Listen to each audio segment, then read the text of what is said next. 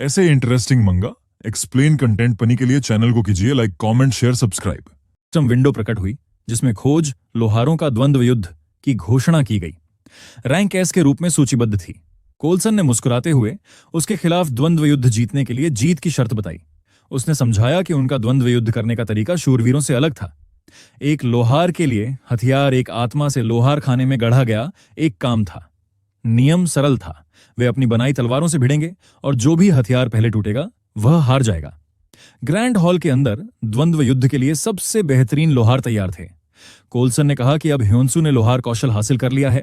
अगर वह सचमुच लोहारों का देवता है तो एक दिन हथियार बनाने के लिए काफी होना चाहिए। यह कहकर कोल्सन कल फिर मिलने का वादा करते हुए चला गया। देंग तुरंत ह्योन्सू की ओर मुड़ा। उसे चिंता हुई कि उसने द्वंद्व युद्ध बहुत जल्दबाजी में स्वीकार कर लिया है। उसने उसे याद दिलाया कि कोल्सन टावर मास्टर्स में सबसे कुशल लोगों में से एक है और दिव्य शक्ति होने के बावजूद ह्योन्सू को अभी भी विकसित होने के लिए समय चाहिए। ह्योन्सू ने माना कि अगर वह अभी भी अपने पिछले पेशे में होता तो यह लड़ाई जीतना नामुमकिन होता। जैसे ही उसने अपना हथियार तैयार करना शुरू किया, ह्योन्सू ने एरेना नामक इन गेम दुनिया के तंत्र के बारे में बताया।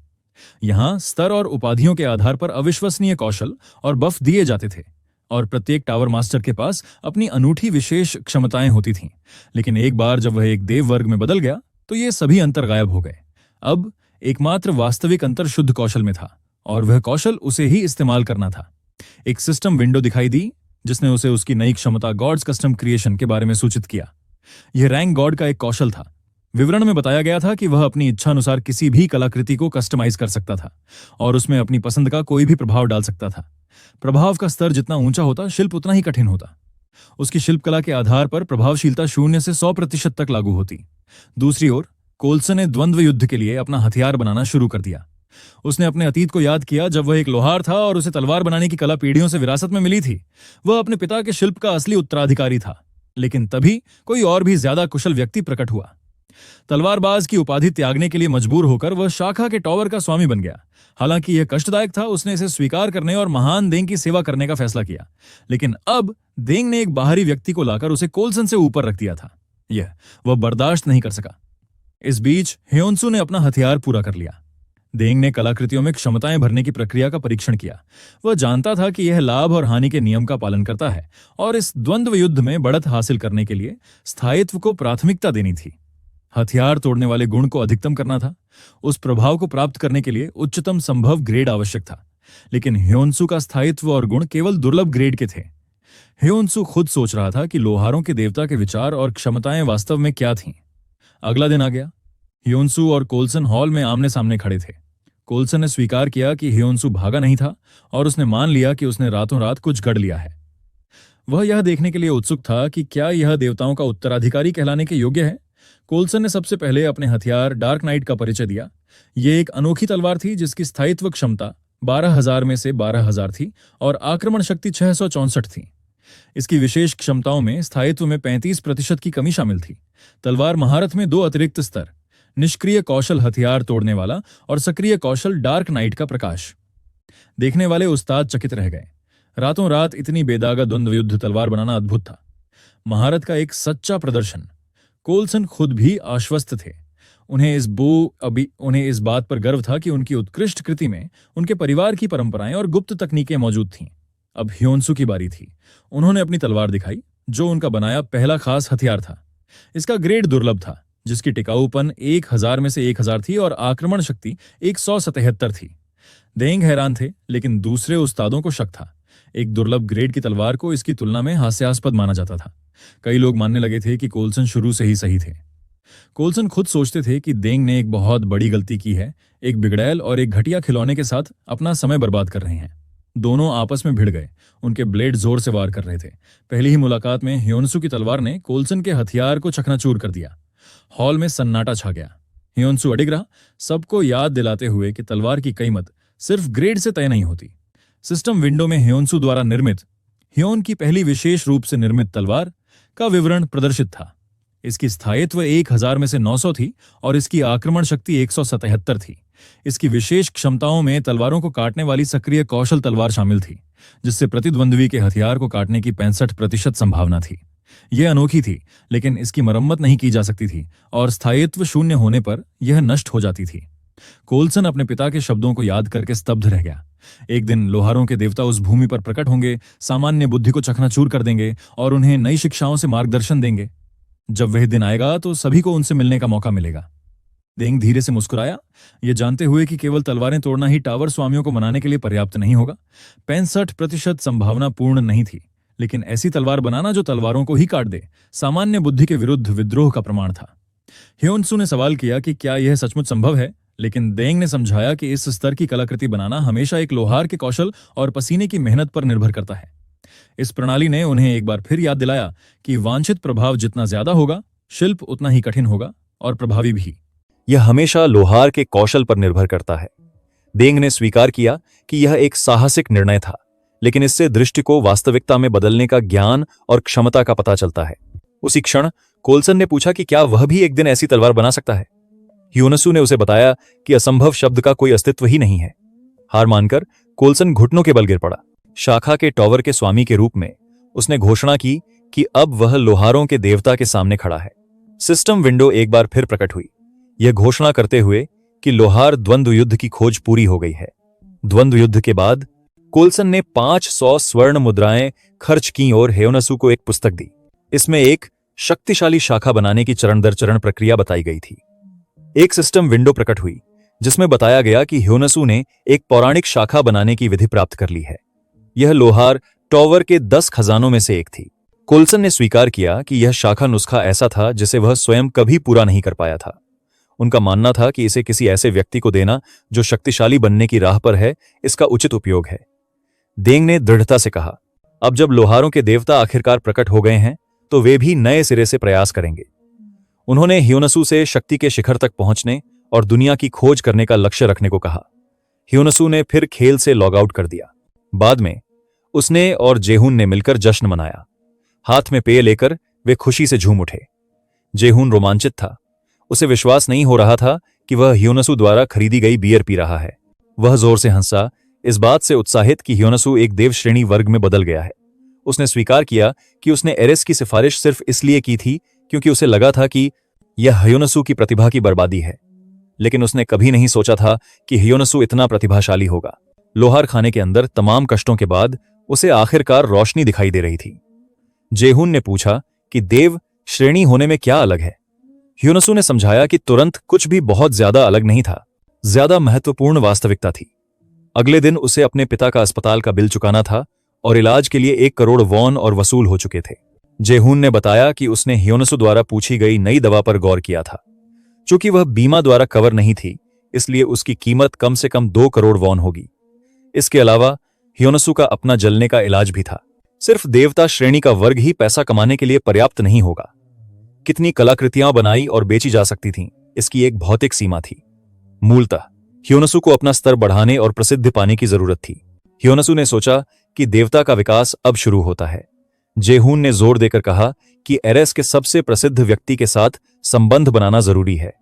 ऐसे संबंध के साथ ह्योनसू उसी श्रेणी के कार्यों से भी बड़े इनाम और दुर्लभ वस्तुएं प्राप्त कर सकता था।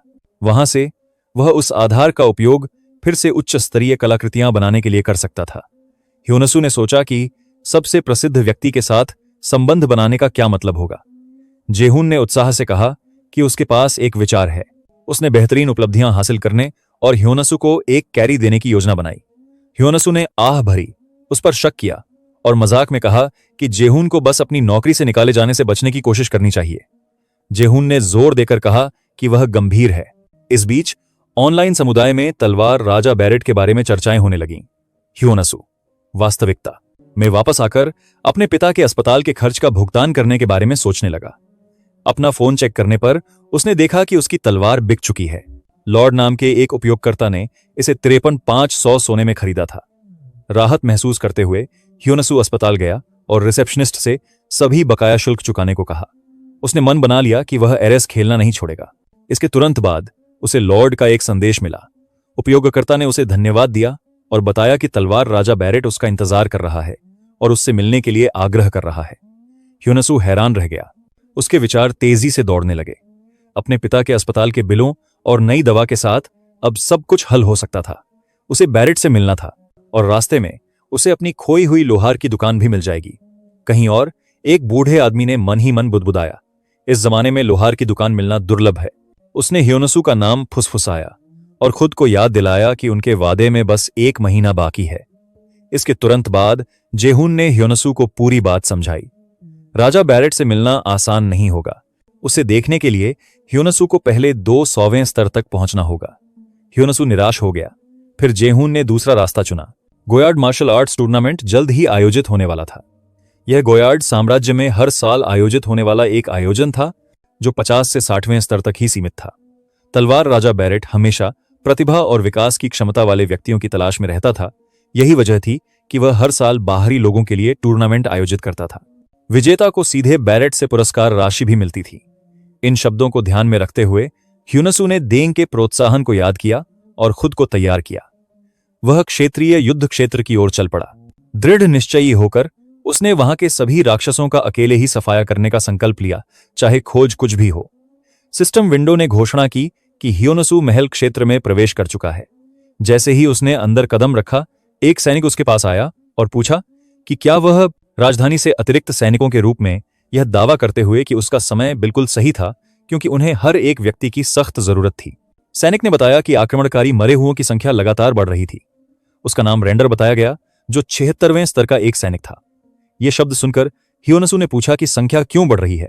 रेंडर ने बताया कि जब कैसल क्षेत्र में रामास की पवित्र घंटी बजती थी तो आक्रमणकारी मरे हुए कमजोर पड़ जाते थे, जिससे उनका सफाया करना आसान हो जाता था, और घंटी की आवाज तब तक दूर के मरे हुओं को पास आने से रोकती थी।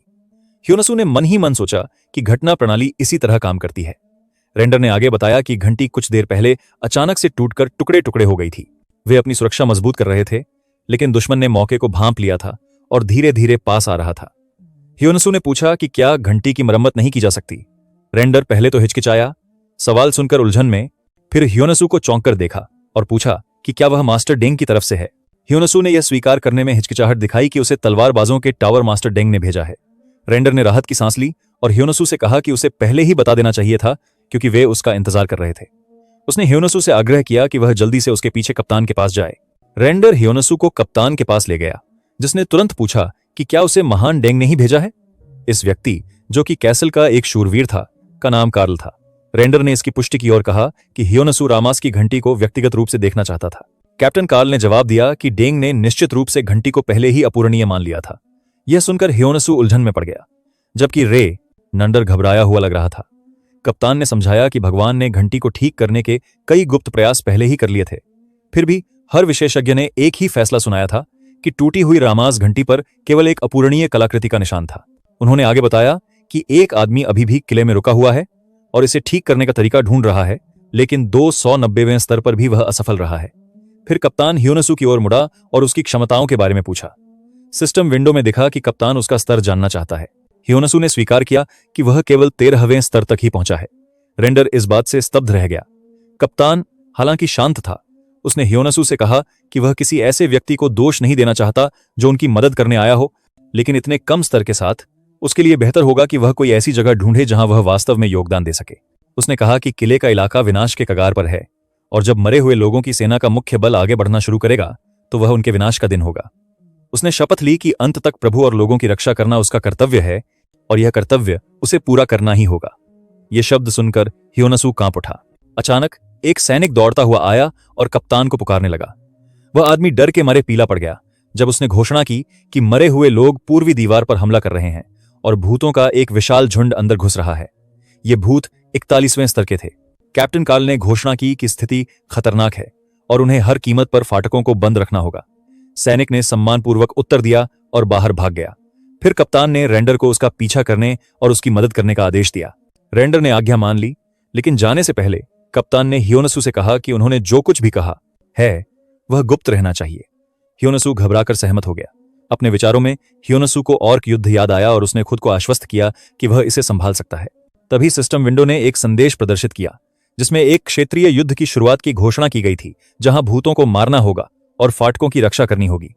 भूतों का एक विशाल झुंड कासेल की दीवारों की ओर दौड़ा, अस्वाभाविक उग्रता के साथ ऊपर चढ़ रहा था।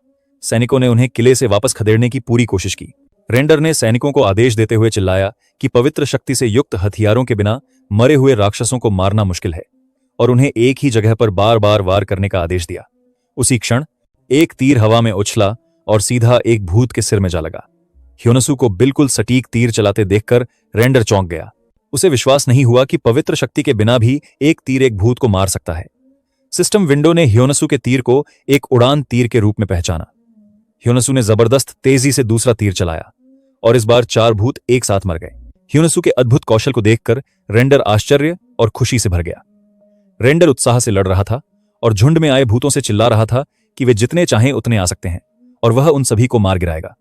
उसे इतना ऊर्जावान देखकर ह्योनसू को राहत मिली और उसने मन ही मन सोचा कि यह उतना बुरा नहीं है जितना उसने सोचा था, और अगर हालात ऐसे ही चलते रहे तो वे निश्चित रूप से युद्ध जीत लेंगे। उसी क्षण एक सिस्टम विंडो प्रकट हुई जिसमें घोषणा की गई कि एक नई कहानी शुरू हो गई है। ह्योनसू अचानक आए संदेश से हैरान रह गया। लगभग तुरंत ही दीवारों के सामने एक विशाल भूत प्रकट हुआ। सिस्टम ने उसे प्रकट किया। एक विशाल घेराबंदी वाला भूत हो और उद्देश्य स्पष्ट था, उसे हराना ही था। रेंडर घबरा गया, यह महसूस करते हुए कि एक विशाल भूत भी आ गया है, और उसने कहा कि उन्हें कप्तान को बुलाना होगा। तब सिस्टम ने उसका स्तर 89 दिखाया।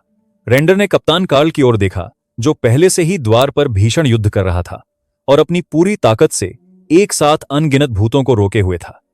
कप्तान को संघर्ष करते देख रेंडर घबरा गया, यह महसूस करते हुए कि कार्ल के पास अब कोई अतिरिक्त ताकत नहीं बची है और इस गति से दीवार गिर जाएगी।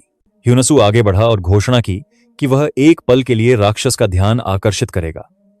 रेंडर यह विचार सुनकर दंग रह गया और सोचने लगा कि वह इतना लापरवाह काम कैसे कर सकता है। लेकिन ह्योनसू ने किसी का इंतजार नहीं किया। वह महल की दीवार से नीचे कूद गया, जिससे रेंडर और उसके साहसिक कदम को देखने वाला हर सैनिक स्तब्ध रह गया। सेनापति ने उसके पीछे चिल्लाकर कहा कि अकेले लड़ना बहुत खतरनाक है, लेकिन ह्योनसू ने चेतावनियों को नजरअंदाज कर दिया। वह विशालकाय पिशाच की ओर दौड़ा और अपनी तलवार से तेजी से वार करने लगा। जैसे ही उसके वार लगे, ह्योनसू ने मन ही मन सोचा कि एक बार उसे मार गिराने के बाद लड़ाई उनके पक्ष में हो जाएगी। उसके हमलों से एक विस्फोट हुआ, जिससे उसके आसपास के छोटे पिशाच बिखर गए और मर गए।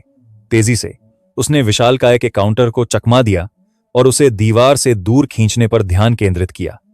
उसने खुद को याद दिलाया कि जानवर को महल से दूर घसीटना पहला कदम था। उसे आश्चर्य हुआ कि क्या वह उसका ध्यान आकर्षित करने में कामयाब रहा है। विशालकाय पिशाच ने भयानक गति से जवाब दिया, उसे कुचलने के लिए अपने विशाल पंजों से उसकी ओर बढ़ा। ह्योनसू वार से बच निकला और आगे बढ़ता रहा, यह महसूस करते हुए कि राक्षस उसका आक्रामक रूप से पीछ आ कर रहा है। बिना समय गंवाए उसने हथियार बदलने का फैसला किया, अपने सींग वाले धनुष पर स्विच किया और अपने उड़ान बाण कौशल को तैयार किया। उसने सीधे राक्षस के सिर पर निशाना साधा और तीर छोड़ दिया। तीर बिल्कुल सही निशाने पर लगा, लेकिन ह्योनसू को यह देखकर आश्चर्य हुआ कि विशाल पिशाच बिना किसी खरोंच के खड़ा रहा। उसे यकीन नहीं हुआ कि उसे जरा भी चोट नहीं लगी। राक्षस अपना विशाल पैर उठाकर उस पर बहुत करीब से हमला किया। एक जोरदार लात से विशाल पिशाच ने ह्योनसू को युद्ध भूमि में उड़ा दिया। वह जमीन पर गिर पड़ा। उसका स्वास्थ्य तुरंत 10% तक गिर गया। इस जोर के प्रहार से वह बुरी तरह घायल हो गया और उसके सामने एक चेतावनी संदेश प्रकट हुआ, जिसमें कहा गया था कि अगर उसका स्वास्थ्य शून्य हो गया तो उसे जबरदस्ती लॉग आउट कर दिया जाएगा। दर्द से तड़पते हुए ह्योनसू ने हताश होकर सोचा कि ऐसा नहीं हो सकता। विशाल पिशाच से लड़ाई के दौरान ह्योनसू दूर फेंका गया। जमीन पर इतनी जोर से गिरा कि जमीन फट गई। उठने के लिए संघर्ष करते हुए उसने जबरदस्ती लॉग आउट करने के विचार पर सवाल उठाया और सोचा कि कोई इतनी बेतुकी बात कैसे कह सकता है। अपने सामने भूत को देखकर उसका दृढ़ निश्चय और भी दृढ़ हो गया। अगर वह इस एपिसोड में पास नहीं हो पाता तो गोयार्ड मार्शल आर्ट्स टूर्नामेंट में हिस्सा लेने का उसका मौका छिन जाता। इसके बिना अपने पिता के अस्पताल के बिल चुकाना, अपना इलाज करवाना और लोहार का रास्ता फिर से अपनाना, यह सब नामुमकिन होता। उसने खुद को याद दिलाया कि वह फिर से निराश व्यक्ति नहीं बन सकता। यह खेल उसके लिए हकीकत बदलने का एक मौका था। भूत पर तीर चलाते ही वह गुस्से से भर गया। यह सोचकर कि चाहे कुछ भी हो जाए वह हार नहीं मान सकता, उसने उस प्राणी के पैर पर तीर चला दिया, जिससे उसे बहुत दर्द हुआ और वह जोर जोर से चीखने लगा। आंख क्रोधित होकर भूत उसे कुचलने के लिए उस पर टूट पड़ा। ह्योनसू का स्वास्थ्य पहले ही 3% से नीचे गिर चुका था, लेकिन फिर भी उसने हार मानने से इनकार कर दिया। जैसे ही राक्षस करीब आया और वार करने के लिए हाथ उठाया, उसने खुद को फिर से तीर चलाने के लिए संभाला और खुद से कहा कि अभी सब खत्म नहीं हुआ है। लेकिन उसका तीर छोटा पड़ गया और बेकार में एक तरफ जा गिरा। जैसे ही विशालकाय भूत उसके पास पहुंचा और धरती को हिलाते हुए अपना हाथ नीचे पटका, वह सदमे में आ गया। सिस्टम विंडो ने उसका स्वास्थ्य केवल 1% दिखाया। सब कुछ खाली हो गया और ह्योनसू एक खाली जगह में खड़ा हो गया। उसने सोचा कि क्या सब कुछ खत्म हो गया है, लेकिन उसने तुरंत इस विचार को खारिज कर दिया। उसने हार मानने से इनकार कर दिया। उसके इनकार ने सिस्टम को सक्रिय कर दिया, जिसने घोषणा की कि एक विशेष स्थिति प्राप्त हो गई है। इसके बाद एक और संदेश आया। 5% से कम स्वास्थ्य के साथ उसकी प्रबल इच्छा शक्ति और चाहत भगवान के लोहार की योग्यताओं से मेल खाती थी। अब वह एक नया कौशल प्राप्त कर सकता था। ह्योनसू एक नई क्षमता की संभावना से दंग रह गया। अगला संदेश प्रकट हुआ। उसने भगवान की आपातकालीन रचना प्राप्त कर ली थी। वह तुरंत शुरू कर सकता था, लेकिन उसे 20 सेकंड के भीतर एक हथियार बनाना था। इस आपातकालीन कौशल से बनाए गए हथियारों का उपयोग केवल 30 सेकंड के लिए ही किया जा सकता था। यह समझते हुए कि यह उसका आखिरी मौका था, उसने उल्टी गिनती शुरू होते ही तैयारी शुरू कर दी। सिस्टम ने उसे एक सामग्री चुनने की अनुमति दी और उसने एक हथौड़ा चुना। उसे पकड़कर उसने खुद को याद दिलाया कि यह एपिसोड खत्म करने का आखिरी मौका है। उल्टी गिनती शुरू होते ही वह जोर शोर से काम कर रहा था, हथौड़े चला रहा था और उसे आकार दे रहा था। जैसे जैसे आखिरी सेकंड बीतते गए, उसने हथियार को पानी में अनडुबोकर ठंडा किया। उल्टी गिनती खत्म होने पर उसका हथियार तैयार हो गया। उसने एक और तलवार गढ़ी थी। युद्ध के मैदान में दोबारा प्रवेश करते हुए उसने नए बने ब्लेड से हमला किया। एक ही वार में उसने विशाल भूत को चीर डाला और उसे भारी नुकसान पहुंचाया। नतीजा देखकर वह दंग रह गया और बहुत खुश हुआ। उसने खुद से कहा कि उसने कर दिखाया। सिस्टम ने उसकी जीत की पुष्टि कर दी। विशाल भूत हार गया था और उसका स्तर 38 हो गया था। इससे पहले कि वह समझ पाता कि क्या हुआ था, थकान ने उसे जकड़ लिया और वह गिर पड़ा। एक सैनिक दौड़कर उसके पास आया। अगली सुबह ह्योनसू जागा। सैनिकों ने उसे घेर लिया और उसने तुरंत समय और विशाल भूत के भाग्य के बारे में पूछा। वे उसके ठीक होने पर खुशी मना रहे थे। उसे भगवान ह्योनसू कह रहे थे। उन्होंने उसे एक सच्चे नायक के रूप में सराहा। हैरान होकर उसने पूछा कि क्या हो रहा है। एक सैनिक ने उसे धन्यवाद देते हुए कहा कि उसकी वजह से वे एक और दिन बच गए। कैप्टन के अर्ल शर्मिंदा होकर उसके पास आया और पूछा कि उसने ऐसा कारनामा कैसे किया। ह्योनसू ने स्वीकार किया कि उसे समझ नहीं आ रहा कि इसे कैसे समझाए। हंसते हुए कप्तान ने जवाब स्वीकार कर लिया। मन ही मन ह्योनसू को लगा कि कोई भी स्पष्टीकरण विश्वसनीय नहीं लगेगा। उसने युद्ध के बीचों बीच पवित्र शक्ति से ओतप्रोत एक हथियार तैयार किया था। कप्तान ने अपनी विनम्रता त्यागते हुए कहा कि उसी ने पूरे दिन युद्ध जीता था। मन ही मन सोचते हुए ह्योनसू को सच्चाई का एहसास हुआ। भूत प्रेत जैसे होते हैं, पवित्र शक्ति के आगे कमजोर। जैसे ही उसे यह एहसास हुआ, उसे 4 प्रतीकों वाली तलवार याद आ गई। एक ऐसी धार जो बुरी आत्माओं को भगाने और विपत्तियों को दूर भगाने के लिए जानी जाती है। अपने पिता के पुनर्स्थापना के शब्दों की बदौलत वह तलवार को जीवित कर पाया था। अपने हाथों को देखकर उसे खुशी हुई कि यह कल्पना के अनुसार काम कर रही थी। हालांकि यह दुर्भाग्यपूर्ण था कि यह कौशल केवल एक बार ही था। फिर कप्तान कार्ल ने उसे पुरस्कृत करने पर जोर दिया। उसने एक थैली सौंपी और सिस्टम ने बताया कि उसमें 2000 सोने के सिक्के हैं। ह्योनसू यह रकम देखकर चौंक गया, क्योंकि उसे एहसास हुआ कि यह असल जिंदगी में 2 मिलियन वॉन के बराबर है। उसने खुशी से कप्तान का शुक्रिया अदा किया। कप्तान थोड़ा शर्मिंदा होते हुए स्वीकार किया कि उसने ह्योनसू को गलत समझा था, यह सोचकर कि वह भी दूसरे बाहरी लोगों जैसा ही है। उसने माफी मांगते हुए सिर झुकाया, जिससे ह्योनसू और सैनिक दोनों चौंक गए। ह्योनसू ने तुरंत अपना हाथ उठाया और उसे पहचानने के लिए धन्यवाद देते हुए कहा कि सब ठीक है। सिस्टम ने घोषणा की कि तलवार के साथ उसका लगाव अपने चरम पर पहुंच गया है। कप्तान ने उसका हाथ थाम लिया और औपचारिक अनुरोध किया। उसने ह्योनसू से रमजा की घंटी की मरम्मत करने को कहा और बताया कि उसने पहले इस्तेमाल की गई तलवार में पवित्र शक्ति महसूस की थी और उसे विश्वास था कि ह्योनसू उसे ठीक कर सकता है। ह्योनसू हिचकिचाया और उसने स्वीकार किया कि उसे गोयार्ड राज्य जाना है, लेकिन कप्तान मुस्कुराया, जिससे उसे एक जरूरी बात याद आ गई। वह एक लोहार था। स्वामी के पास एक पौराणिक खनिज था और अगर ह्योनसू घंटी की मरम्मत कर दे तो उसे वह इनाम मिल सकता था। इस संभावना से हैरान ह्योनसू कप्तान के पीछे पीछे दूसरी जगह चला गया। वे उस कमरे में पहुंचे जहां रमज की घंटी रखी थी। उसे देखकर ह्योनसू दंग रह गया। वह सिर्फ टूटी ही नहीं, पूरी तरह से बिखरी हुई थी। कप्तान ने पूछा कि क्या वह सचमुच इसे फिर से बना सकता है और क्या उस पर यह काम सौंपा जा सकता है। अनिच्छा से ह्योनसू मान गया। कप्तान यह शब्द सुनकर मन ही मन मुस्कुराया। हालांकि अंदर ह्योनसू चिंतित था। कोई रास्ता जरूर होगा, लेकिन वह अभी तक उसे देख नहीं पाया था।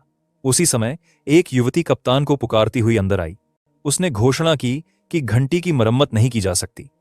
ह्योनसू के पास जाकर उसने उसे सीधे चुनौती दी। 290वें स्तर पर होने के बावजूद वह भी इसे ठीक नहीं कर पाई थी।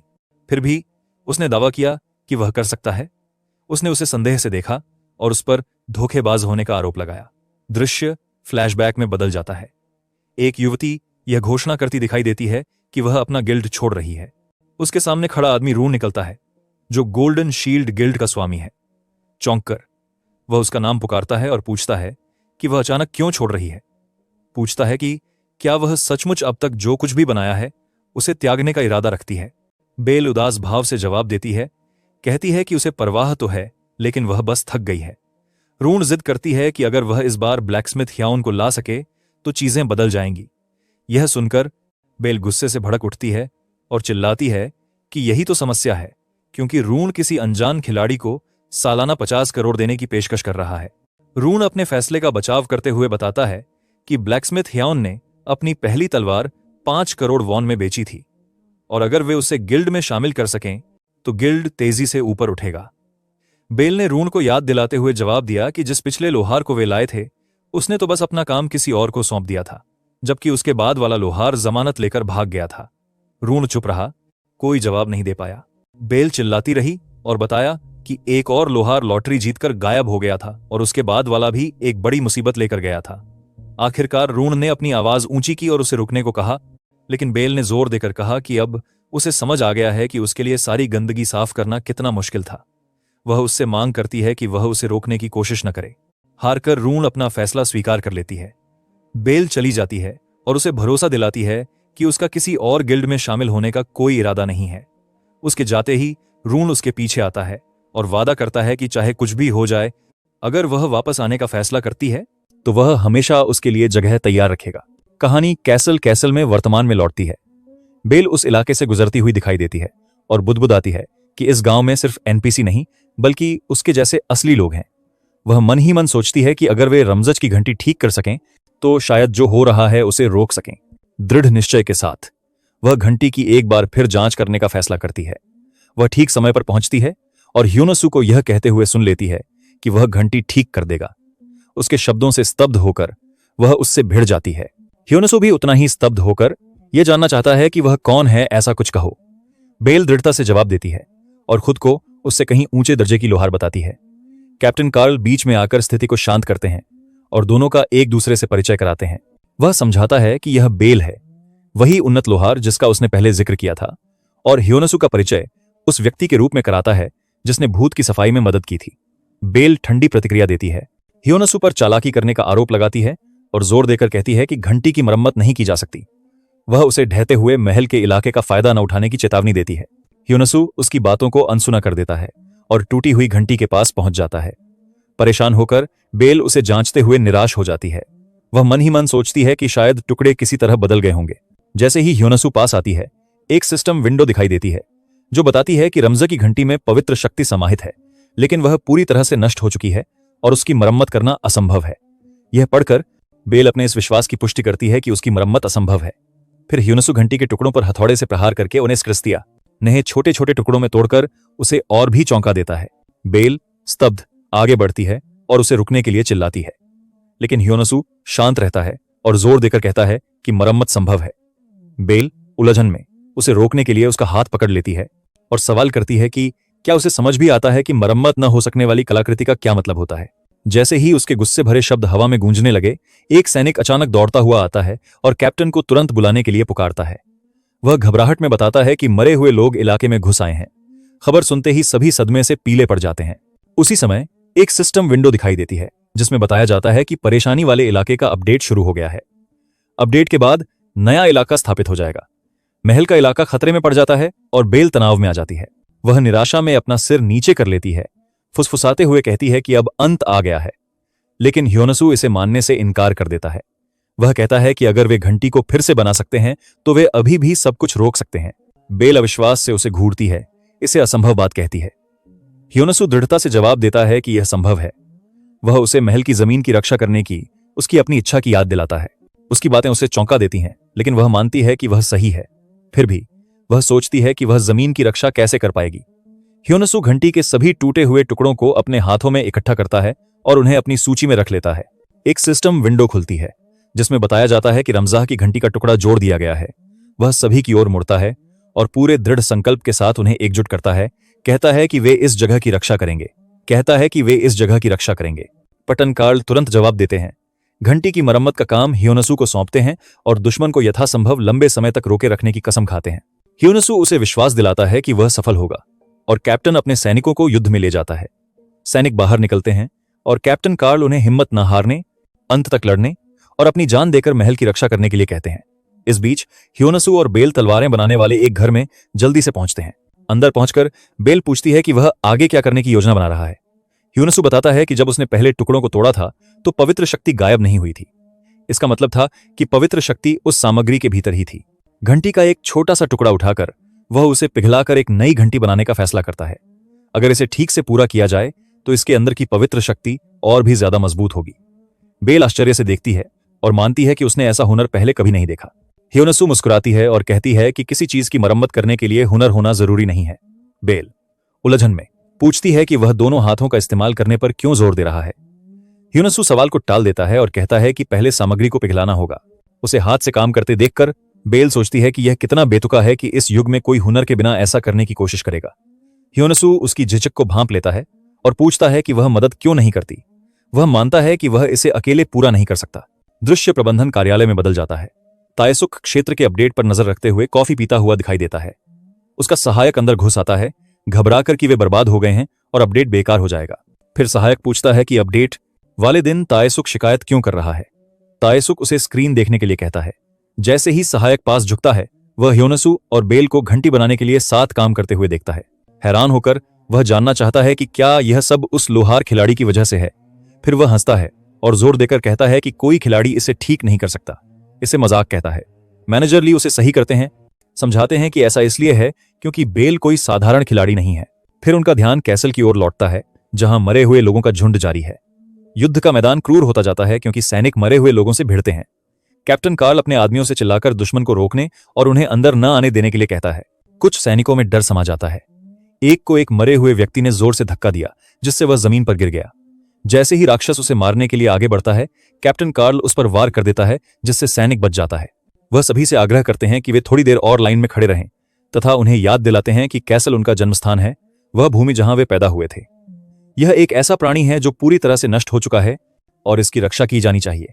कप्तान खुद भी इस लड़ाई में शामिल हो जाता है और एक और मरे हुए प्राणी के हमले को रोकता है, लेकिन वह प्राणी उसके हथियार को चकनाचूर कर देता है और उसे मारने के लिए अपना ब्लेड उठाता है।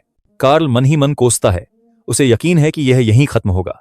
वार होने से पहले ही एक गहरी बजने वाली आवाज हवा में गूंज उठती है। हियोनसु ने रमजाह की घंटी गढ़ी है और पूरी ताकत से उस पर प्रहार कर रहा है। घंटी की पवित्र ध्वनि युद्ध क्षेत्र में गूंजती है।